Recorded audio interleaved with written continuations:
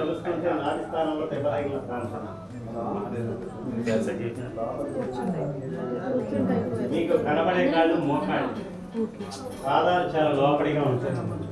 స్వామి శంకు చక్రము గదా పద్మము చతుర్భుజుడుగా ఉంటారు. మీకు చూడటానికి ఏమో భీముడు లేకుంటాడు స్వామి, వేరు పెడుతుంటారు ఇట్లా లోపడిపోతుంది. అట్లా పసిపిల్లల శరీరంలో శరీరం అంతా అంత లేతగా ఉంటుంది.